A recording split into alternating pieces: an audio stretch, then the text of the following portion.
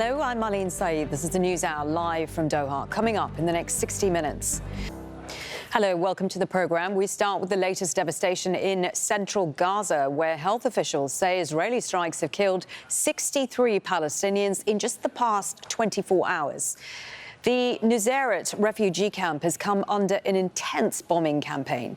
At least 7 people were killed and several others. The United Nations has warned against any Israeli military offensive in Rafah. The spokesman for the UN Secretary General says he's hopeful that the recent negotiations will lead to a lasting ceasefire.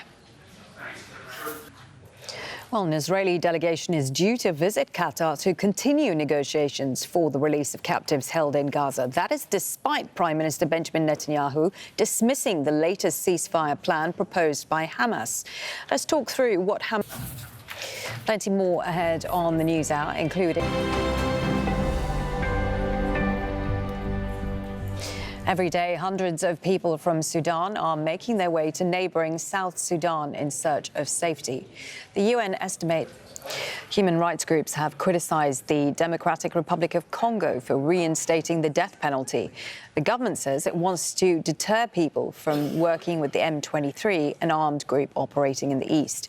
Victoria Gatenby has the story. One person who has not been allowed to take part in those talks is Jimmy Cherizier. He's one of Haiti's most powerful gang leaders. He's told Al Jazeera he's ready to escalate his fight against the country's institutions. It follows weeks of violence which have triggered a humanitarian crisis. During the 2 years of war, interest in Ukraine's cultural identity has grown internationally. Many with creative or media backgrounds have been offering their skills in the war effort as an act of cultural resistance. It's time for the weather. Here's Everton. Still ahead on Al Jazeera.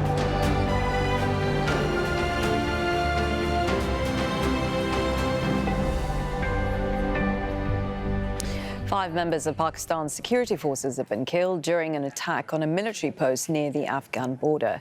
The Pakistani... Now, hundreds of Mexicans have taken a nap in the capital to commemorate World Sleep Day. The massive... OK, that's it from me, Maleen Saeed, for this News Hour. I'll be back, though, in just a moment with much more of the day's news. Do stay with us.